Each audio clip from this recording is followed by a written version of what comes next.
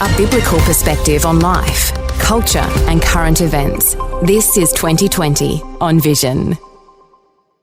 You know, Vision's expansion across Australia might be one of those testimonies you tell about what God is doing today. But it's good to get an update about developments for Christian radio in our neighbouring nations. You might know that Vision has affiliates with Christian media all around the world, but there are members of the Asia Pacific team busy strategising and implementing plans for Christian media in places like South Pacific nations, as well as nations like Papua New Guinea, Indonesia and Timor-Leste.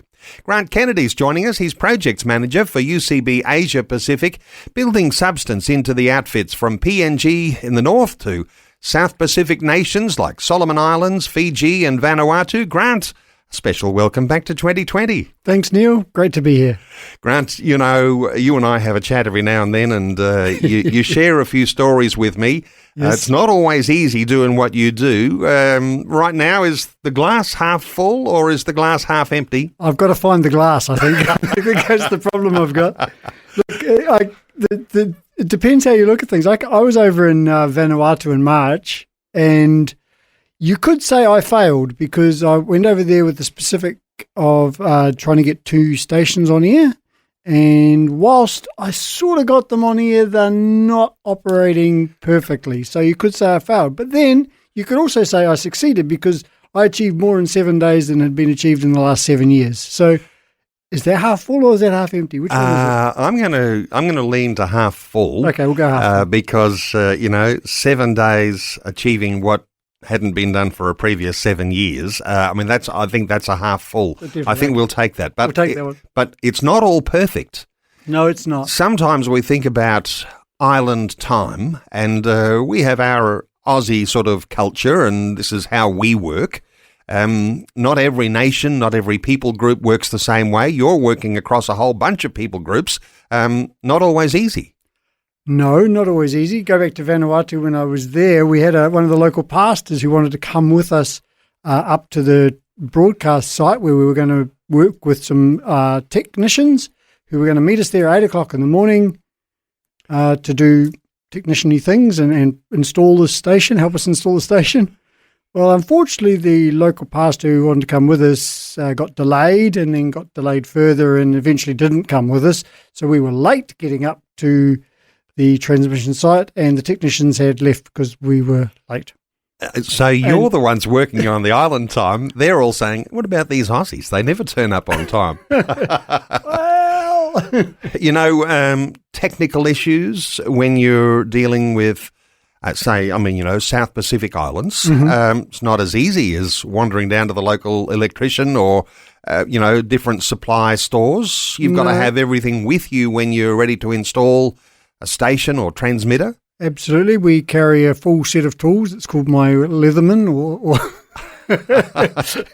it's like, you never know what you're going to come across. You do your best before, again, going back to Vanuatu, I did my best to figure out exactly what was there.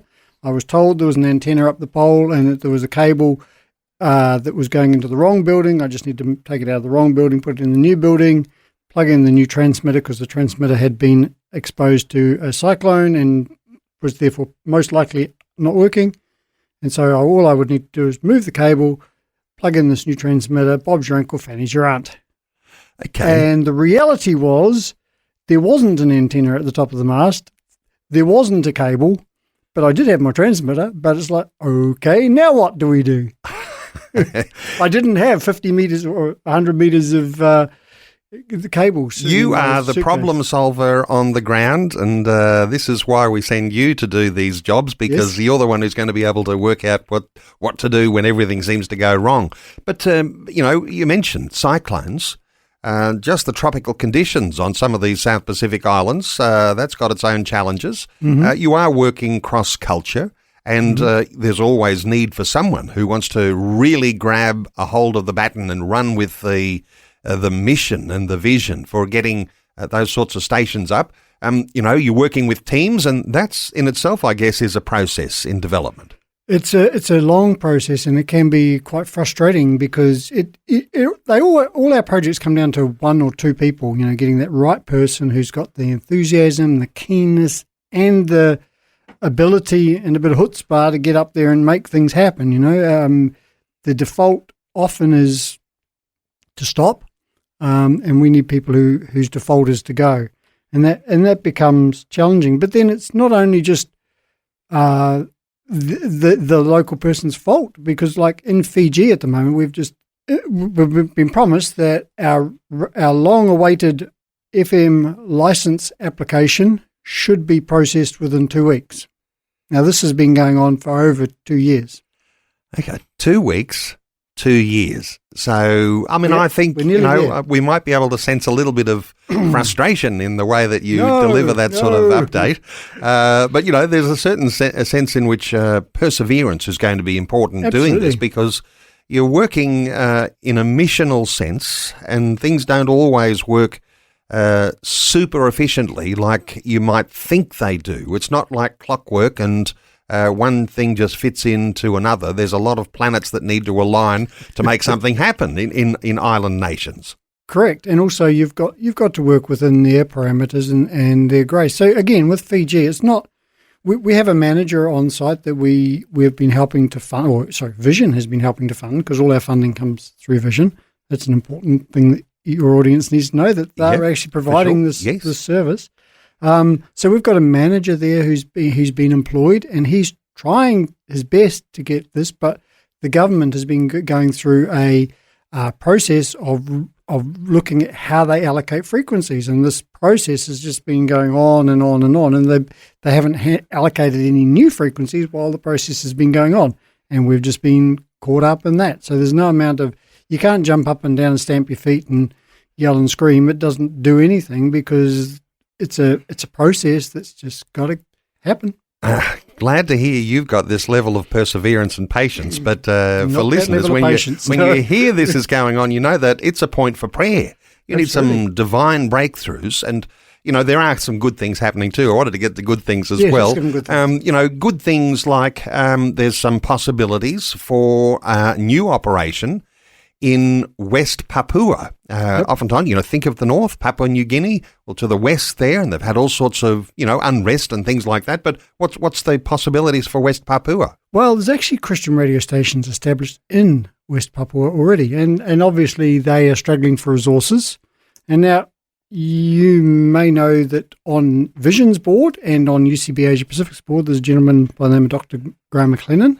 He turned 80 the other day. Dr. Graham McLennan is one of my favourite people. I've known him for a long, long time. He's done a lot of he good is things. A tireless worker, and I think he has, better patience than you do, just from our conversation today. But no, he's a treasure, isn't he? Absolutely. Well, he turned 80 the other day, and in lieu of birthday presents, he asked people to make a donation towards this Christian radio station in West Papua, that Radio Jayapura, that had been needed.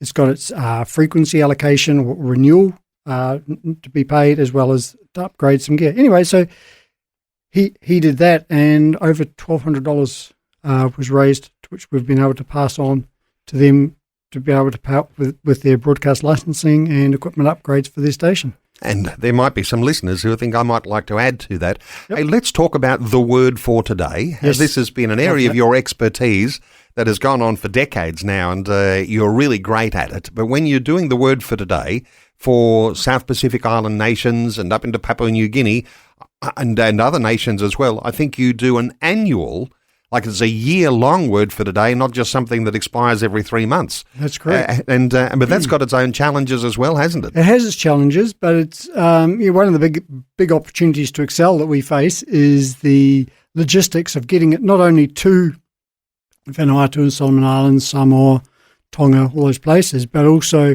once it gets to the Solomon Islands, you've then got 700 islands, I think it is, to get it around to actually distribute it. So we only want to face that once a year. So we do an annual edition. We print it in China. It's been printed. It's on a container ship somewhere between China and Auckland, because in order to get to the Solomon Islands, you can't ship directly from China. You have to go and use a shipping company in Auckland to redistribute out to the islands. That's the way it works, and that, of course, costs more money, but that's the only option there is. But anyway, we're on target, and we should get it there in hopefully September, October, so that it can be well and truly distributed this year, ready for next year. Not always, yep. And 39,000 copies, thank you very much, throughout the Asia-Pacific region, plus another 39,000 copies of the Indonesian version will be printed for 2026. We're currently working on that. So that's in Indonesian language. Has to be printed in Indonesia to bypass the laws around bringing Christian publications into Indonesia, which you can't do. But if you print them in Indonesia, you can. So there you go. And another 7,000 copies in Nepal. So that's 85,000 copies of the Word for Today. Thank you to people who support Vision, because people in the Asia-Pacific region have been blessed. And anyone who uses the Word for Today and recognises the superb value of what an amazing devotion it is, they'll be thrilled to know that there is an expansion of the Word for Today into these nations. Hey, there's some other nations on the list. Kiribati. Yes. Is there some good news to report? Sort of, maybe. I'm not sure if this glass is half full or half empty. We produced the Word for Today for Kiribati for this year, but our Word for Today's arrived in Kiribati in November last year, ready for distribution. There were some delays, but the fees and the clearance fees were all paid, because there's always a little local fee.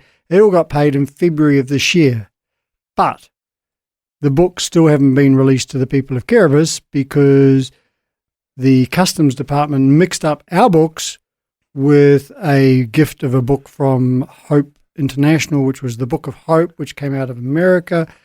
Those books, the clearance fee hasn't been released, hasn't been paid. When we paid ours, they accidentally released the wrong books, the Book of Hope, and not our books.